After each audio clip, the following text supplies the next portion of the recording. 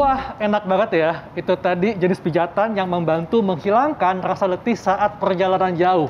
Dan kita masih ngebahas nih tentang bagaimana cara mengatasi pegal saat jalan jauh. Dok, selain stretching, katanya pemijatan membantu mengurangi rasa nyeri dan pegal pada otot. Ini fakta atau mitos, dok? Fakta. Fakta. Kenapa, dok? Jadi dengan kita melakukan pemijatan, itu akan mengurangi tekanan ya, atau tension pada otot, sehingga otot kita menjadi lebih relaksasi. Sebenarnya pemijatan ini membantu untuk mengurangi nyeri pada otot dan membuat kita merasa lebih nyaman melalui 3 mekanisme. Yang pertama tadi, dia mengurangi tension. Jadi dia mengurangi kekakuan otot dengan sentuhan atau tekanan yang diberikan pada otot tersebut. Kemudian yang kedua, ternyata dia membantu untuk memperlancar aliran darah gitu. Dengan aliran darah ini lebih lancar, kemudian pasokan oksigen ini juga jadi lebih banyak, sehingga tadi yang metabolisme laktat yang akhirnya menimbulkan nyeri itu bisa berubah. Nah, ini akan sangat membantu untuk mengurangi nyeri atau pegal yang dialami. Kemudian yang ketiga, ternyata kalau dengan kita memberikan tekanan, kemudian dia akan menstimulasi syaraf yang ada di sekitarnya, sehingga efek tekanan ini yang duluan akan sampai ke otak. Nah, dan tadi sensasi nyeri ini telat datang ke otak, sehingga yang kita rasakan ya dari tekanannya. Jadi dia ibaratnya menutup pintu di otak ini untuk rasa nyerinya, sudah diganti dengan stimulasi yang lain. Jadi itu sangat efektif nih, membantu nyeri dan pegal pada otot.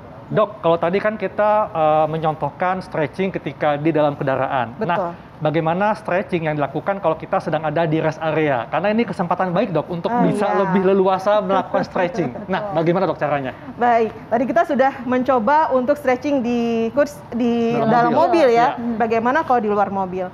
Oke, dok. Dokter boleh silahkan sebelah sini lagi. Ya. Kalau di luar mobil, berarti kita bisa stretching dari atas sampai bawah. Nah, sekarang dokter ke belakang ini tangannya. Ya. Pegang aja, dok. Pegang. Nah, iya. Oh, pegang. Oke. Iya. Kemudian dokter tinggal lehernya ke samping. Pada saat leher ke samping, ini ditarik ke samping kiri. Oh, ke kiri juga ya? Iya, betul. Oke. Betul. Nah, kita akan stretch seperti ini. Iya. Ya. Berapa lama, dok? 15 hitungan. 15 hitungan. Dan kita bisa lakukan ke sisi yang berikutnya. Ya, tinggal geser, dok. Oke, seperti ini. Ya, 15 hitungan. Kemudian ini sebenarnya kita bisa ulangin 4 sampai 5 kali gerakan. Kemudian tangan kita ke atas seperti ini, dok. Ya. Nah, kemudian ini harus badan kita tetap tegak, leher kita yang membungkuk. Nah, ya betul. Oke. Jadi stretching ini dibantu oleh tenaga kita sendiri ya. Kita tahan sampai 15 hitungan. Oke, berarti 15 hitungan cukup ya, dok, untuk masing-masing gerakan ya? Iya, tapi ini bisa diulang. 15 hitungan kita relax, kemudian kita lakukan lagi sampai 4 atau 5 kali. Dengan tangan yang masih sama, dok. Dokter lihat ke depan. Sekarang kita buka bahu kita. Nah, tadi lihat ya, pada saat kita di dalam kan lebih banyak seperti ini. Sekarang kita harus regangkan. Jadi ini akan meregangkan otot namanya pectoralis major. Kita tahan sampai 15 hitungan seperti ini. Baik, setelah itu ke depan, dok. Baik. Nah, yang ini kita akan meregangkan otot-otot yang di belakang. Sama, kita tahan sampai 15 hitungan. Oke. Nah, setelah itu kita bisa melakukan gerakan pada bagian kaki. Pada kaki ini kita bisa melangkah ke depan. Ya, seperti ini, dok. Nah, gantian ya. Dan ini harus lurus nih, dok. Ini harus lurus. Yes. Karena yang akan di stretching ini. Jadi usahakan kaki belakang memang menapak. Ya, jadi akan kita stretch daerah belakang kaki kita yang sebelah kiri. Kalau pakai heels berarti harus dicabut dulu dong. Iya. Baik. Satunya lagi, dok. Iya. Jadi kaki belakang mesti menapak, dok ya. Iya, harus betul. lurus ya, nggak boleh bengkok. Kalau kayak gini menapak dan lututnya lurus ya. Iya. Memang terasa tarikan di betis, dok. Iya, betul. Karena ini pasti pegal-pegal. Kemudian kaki ke belakang seperti ini, dok. Iya, kita tahan, baik, ya. Nah, ini untuk otot-otot paha bagian depan ya, kita tahan. Dan satunya lagi. Oke, ini untuk otot-otot paha bagian depan. Kemudian kita stretching semua ke atas, tangan kita ke atas, ya seperti ingin menggapai sesuatu. Iya, setinggi-tingginya. Badan lurus ke depan, iya. Oke, kita tahan sampai 15 hitungan. Diulang 4 sampai 5 5 kali. Gimana dok rasanya? Wah, lega dok. Lega ya? Lega. Kebayang ya. Kaku otot pun berkurang. Berkurang ya. Oke. Apalagi kalau yang mudik ya pasti ya. berpengaruh banget. Dokter, fakta mitos selanjutnya dokter. Iya. Katanya mandi air dingin nih, katanya dapat mengurangi rasa pegal. Nah, ini fakta atau mitos dok? Mitos. Mitos. Iya. Jadi sebenarnya belum ada studi yang menyimpulkan bahwa air dingin ini membantu untuk merelaksasi otot. Justru air dingin ini akan mengakibatkan pembuluh darah kita lebih mengecil dan itu mengakibatkan kita menjadi lebih tidak enak pada saat kita merasakan pegal-pegal. Berbeda tadi kita dengan air panas, dia justru akan melebarkan. Ini dia akan mengecil. Nah, untuk air dingin ini sebenarnya tidak perlu kita lakukan. Kalaupun mandi cukup dengan air biasa ataupun air hangat boleh. Gitu ya. Jadi untuk yang air dingin tidak ada yang menyebutkan bahwa ini bermanfaat untuk pegal-pegal.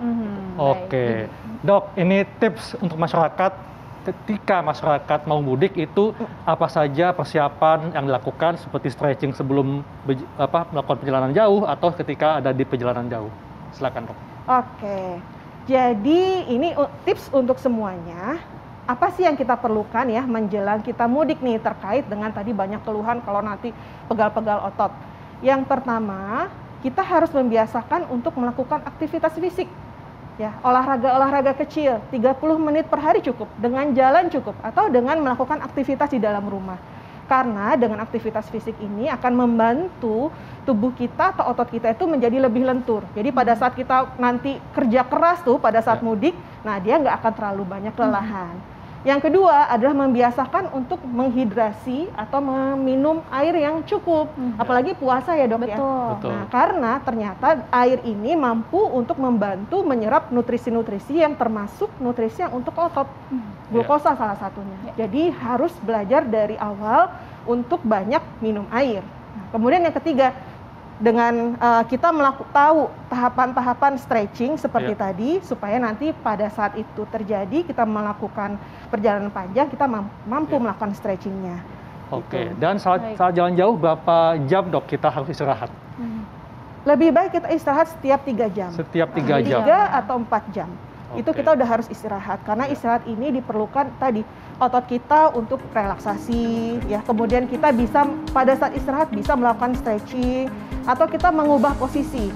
Kalau memungkinkan tadi keluar rest area, jadi nggak hanya sekedar duduk, tapi bisa berdiri ataupun berjalan. Betul. Dan tentunya saat kantuk menyerang lebih baik stop kendaraan untuk istirahat dok ya. Betul. Oke, baik dok, terima kasih untuk penjelasannya. Dan tentunya untuk semua pemirsa hidup sehat, kami mengucapkan selamat mudik dan pastikan Anda sehat dan patuhi peraturan lalu lintas ya. Ya, dan jangan lupa tetap saksikan Hidup Sehat dari mulai hari Senin sampai hari Jumat pukul 9 sampai jam 10 pagi live di TV One. Dan kami pamit, saya Dr. Hekal. Saya Dr. Sabrina. Indonesia, hidup sehat.